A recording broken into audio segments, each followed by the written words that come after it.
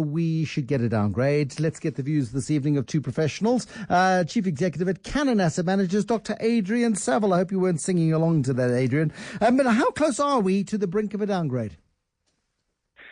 Evening, Bruce. No singing along. I'm sticking to my day job. Good.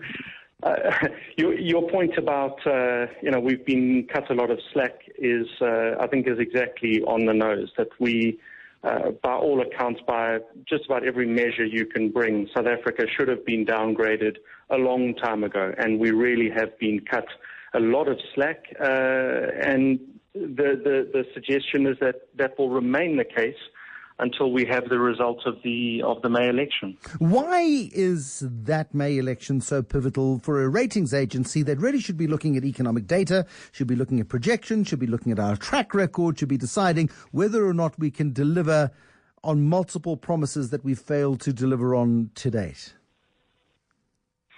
Now, if you take guidance from sort of the broad narrative and the commentary around the capacity or the ability of Ramaphosa to put in place sort of hard decisions going into an election, it's unlikely that he really has the wiggle room to put in place the necessary deep cuts. He wants as much political sway as he can have going into an election.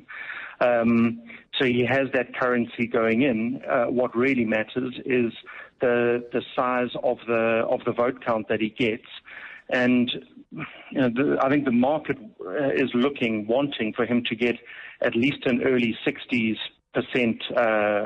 support, which would in turn give him the strong mandate that he needs to put in place the necessary policies. So if I was to ask you for a stance, would you say that the rating will be left unchanged, or may we go from neutral to negative? It's where we were in the dying days of the Zuma administration. We then went from a negative watch to a neutral outlook because Cyril Ramaphosa was appointed.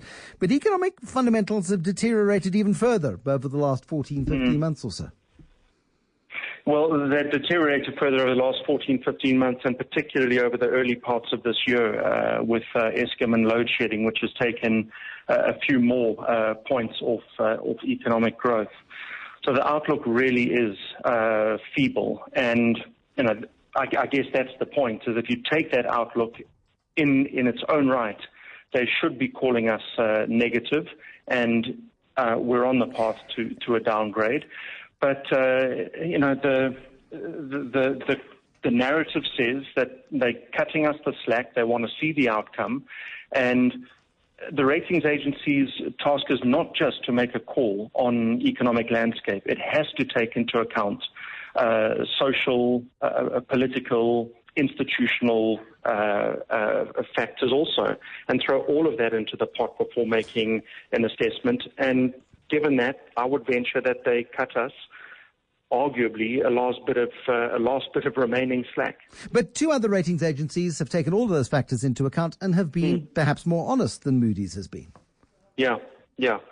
And so it does beg the question, why has Moody's cut us the slack? Perhaps that's worth another conversation.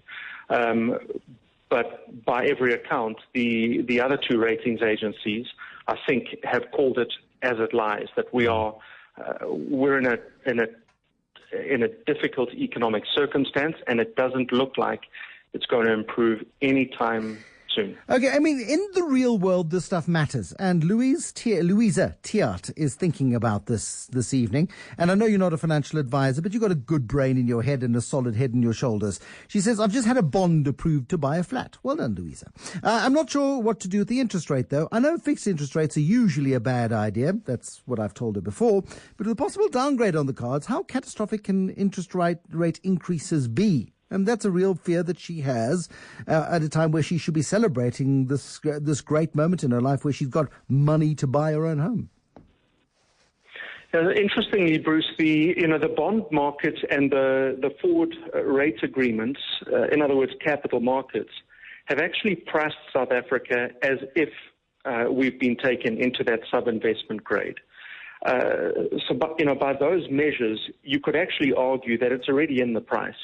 We need to be really careful because there is a difference between the facts and the announcement. But if you believe the market pricing for as they print at close of trade today, they sit in the circumstance that we have been downgraded, and they've actually been pricing us that way for some time.